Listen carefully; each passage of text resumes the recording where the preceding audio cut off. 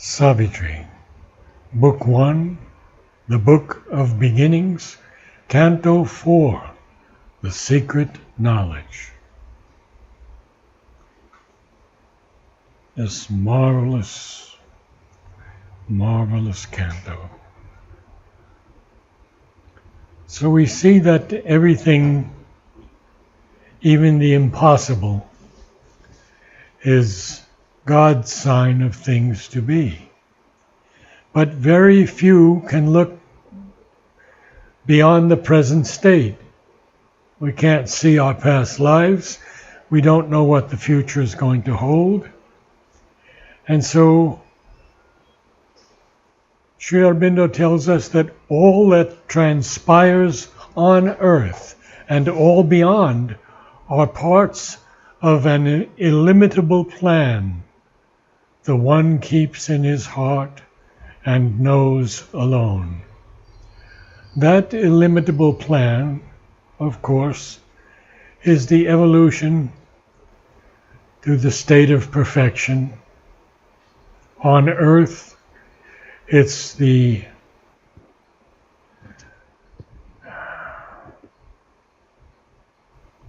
life divine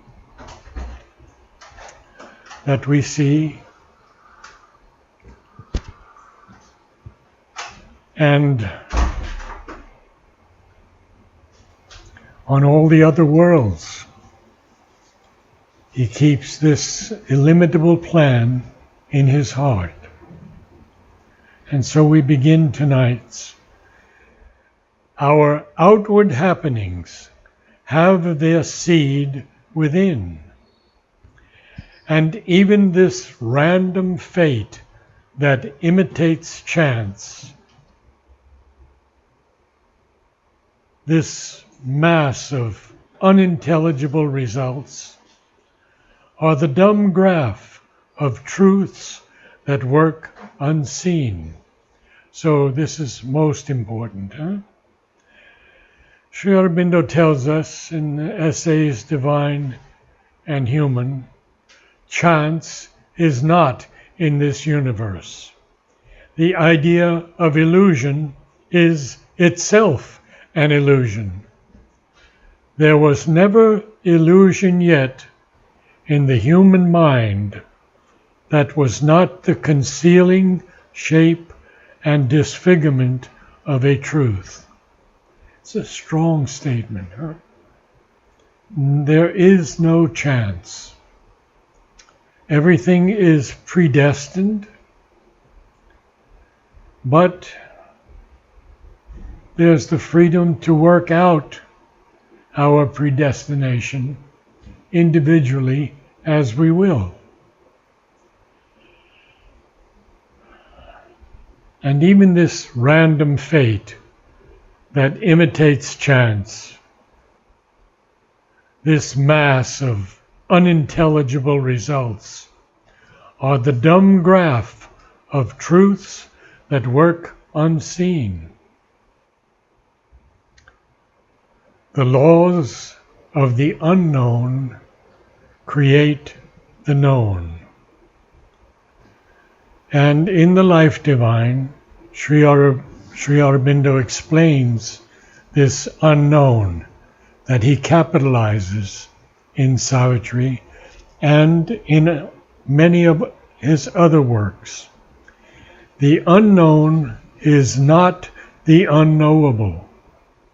It need not remain the unknown for us, unless we choose ignorance or persist in our first limitations.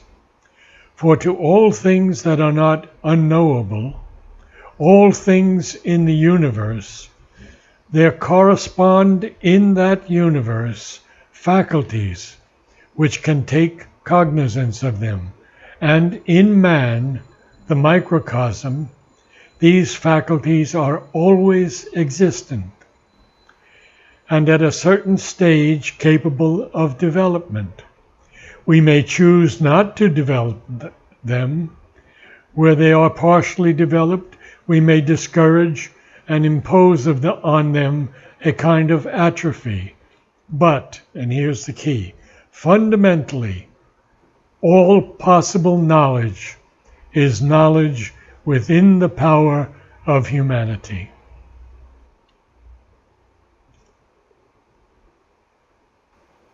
The events that shape the appearance of our lives are a cipher of subliminal quiverings. A cipher course is a secret method of writing, like a symbol. And Sri Aurobindo uses the old British word CYPHER and the current spelling CIPHER, both in Savitri. Subliminal. The real subconscious is neither diminished consciousness, close to the inconscient, is another diminished consciousness, close to the inconscient. The subliminal is a consciousness larger than our surface existence. But both belong to the inner realm of our being, of which our surface is unaware. So both are jumbled together in our common conception and parlance. And there's so much more to tell you about subliminal, but we'll go through that as we move along. So,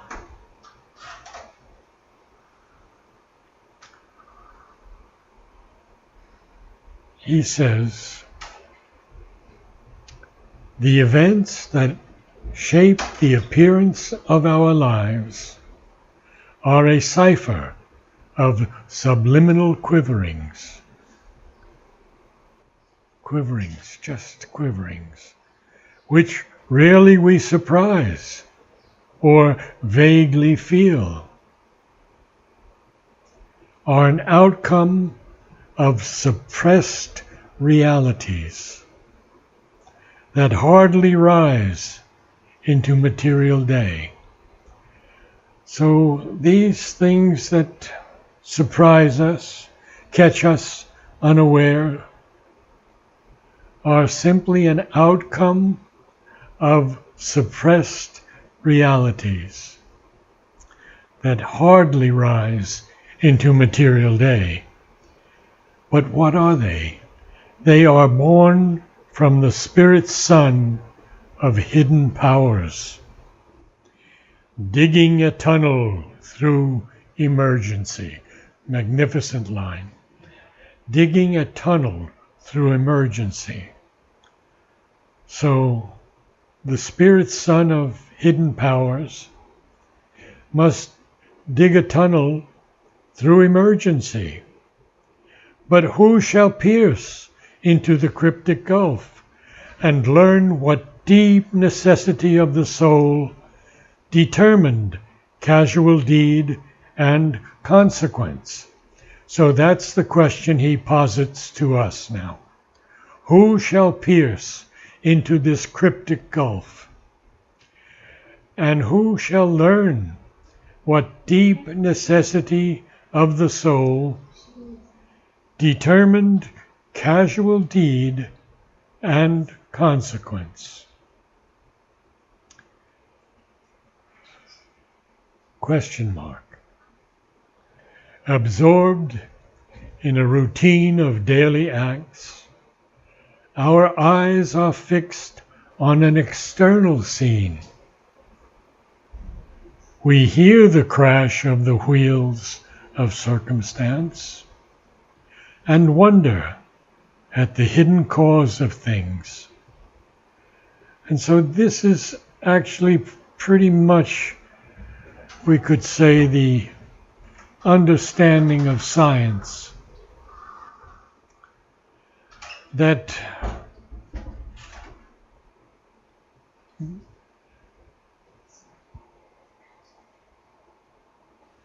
all of us are absorbed in a routine of daily acts. Nobody can deny that. We, we have to eat, we have to sleep, we have to meet people, we have to do things. It's a routine of daily acts. But our eyes are fixed on an external scene. We don't look within enough. We don't go deeply enough within. We hear the crash of the wheels of circumstance, and these wheels of circumstance or wheels in general, Sri Aurobindo uses many times in Savitri. He has the wheels of circumstance, the wheels of doom, the wheel of God, the wheels of life, the wheel of works. And so it's something that keeps turning on its axis. I think I've told you of the old black, at that time it was called Negro, hymn. Joshua saw the wheel way up in the middle of the sky. The little wheel run by the hand of man, the great wheel run by the grace of God. So we get this image of the wheel even long, long back. So, and then we see after the fact, we wonder at the hidden cause of things. Yes, why did this happen? Why did this child die and that one didn't die in the same accident? Why did this person have to fall ill with cancer? We wonder at this hidden cause of things. And then there's a full stop, and he says, yet a foreseeing knowledge might be ours. That foreseeing knowledge in yoga, it is not thought or ideas about spiritual things, but a psychic understanding from within and spiritual illumination from above. This was from a letter on yoga from Sri Aurobindo to a disciple. Knowledge is power and act of consciousness. Knowledge is the consciousness of unity with the One. Essays on the Gita. And then a little from the synthesis so that we can really begin to understand this knowledge. All knowledge is ultimately the knowledge of God through Himself, through nature, through her works. Mankind has first to seek this knowledge through the external life. For until its mentality is sufficiently developed, spiritual knowledge is not really possible. And in proportion as it is developed, the possibilities of spiritual knowledge become richer and fuller.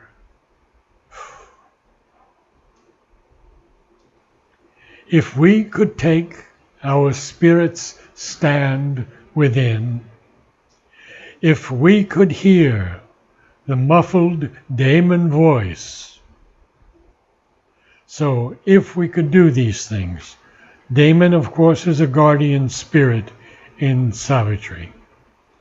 You might say a demigod, but I feel more it's a guardian spirit.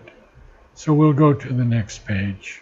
This was too seldom is the shadow of what must come cast in an instant on the secret sense, which feels the shock of the invisible, and seldom in the few who answer give the mighty process of the cosmic will communicates its image to our sight, identifying the world's mind with ours.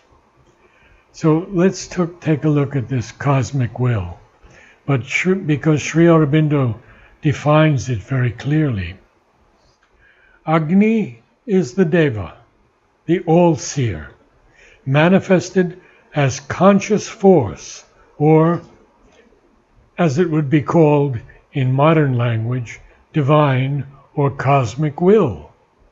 First hidden and building up the external worlds, then manifest, born, building up in man the truth and the immortality. How beautiful that is, huh?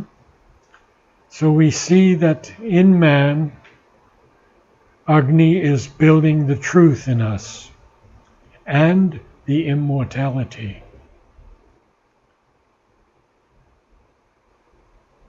The cosmic will is not, to our ordinary consciousness, something that acts as an independent power, doing whatever it chooses. It works through all these beings, through the forces at play in the world, and the law of these forces and their results. It is only when we open ourselves and get out of the ordinary consciousness that we can feel it intervening as an independent power and overriding the ordinary play of the forces.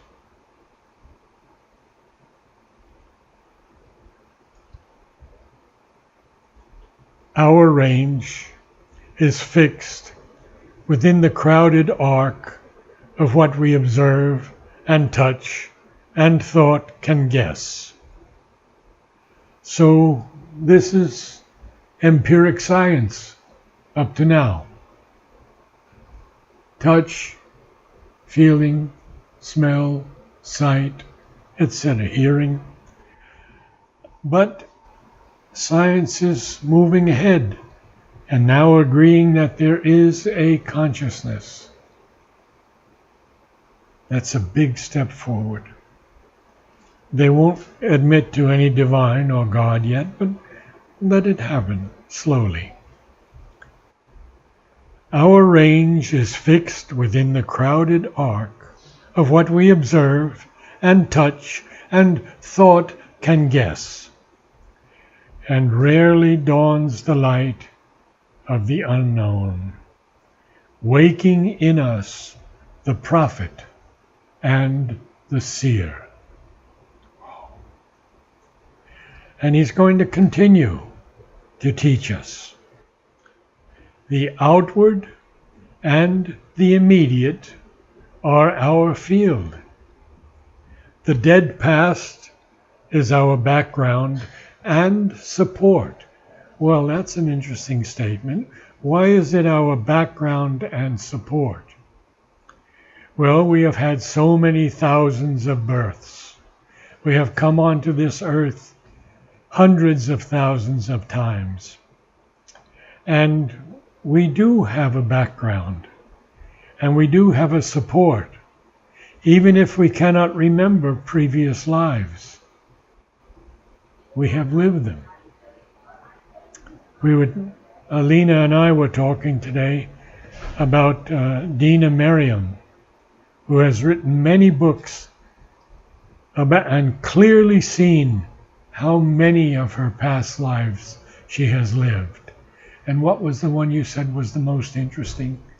The untold story of Sita. The untold story of Sita.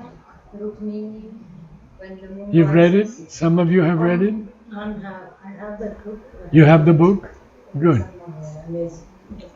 So, the dead past is our background and support, because we are formed beings. Every time we take birth, we take a new form, but that in us, which is form, is part of our support from the past lives. Mind keeps the soul prisoner. We are slaves to our acts. We cannot free our gaze to reach wisdom's sun. So we'll go on because he's telling us so many things, trying to get into our consciousness to rise above the animal mind. Inheritor of the brief animal mind, man, still a child in nature's mighty hands, in the succession of the moments lives. We all know that. We all know that we live in the succession of the moments. We can break that in meditation, in prayer, in humility and gratitude when we go to the samadhi or the chamber of the Matrimandir. We can break that succession of the moment for a little while, and then it comes back again. Because, he says, to a changing present is his narrow right. His memory stares back at a phantom past. The future flees before him as he moves. And then this extraordinary line. He sees imagined garments, not a face. Armed with a limited, precarious strength, he saves his fruits of work from adverse chance. A struggling ignorance is his wisdom's mate. He waits to see the consequence of his acts. He waits to weigh the certitude of his thoughts. He knows not what he shall achieve or when. He knows not whether at last he shall survive or end like the mastodon and the sloth, and perish from the earth where he was king. He is ignorant of the meaning of his life. He is ignorant of his high and splendid fate. Only the immortals on their deathless heights, dwelling beyond the walls of time and space, masters of living, free from the bonds of thought. And I'm going to stop there because we'll pick that up next time, because this is very important. We have to talk about it for a little bit in the time remaining. So we see that man, humanity in fact, lives in the succession of the moments.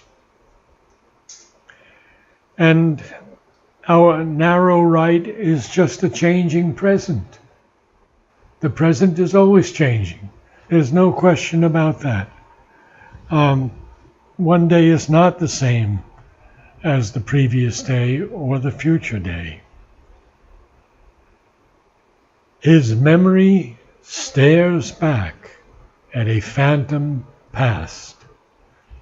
That phantom past, Mother says, can be renewed if we learn to dream properly.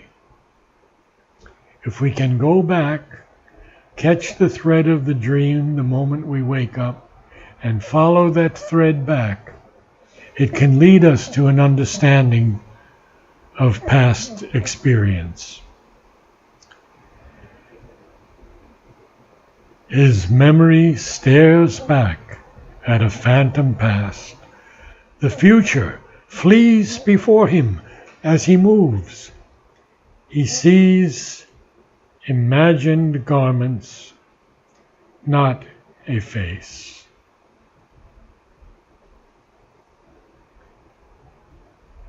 Armed with a limited, precarious strength, he saves his fruits of work from adverse chance.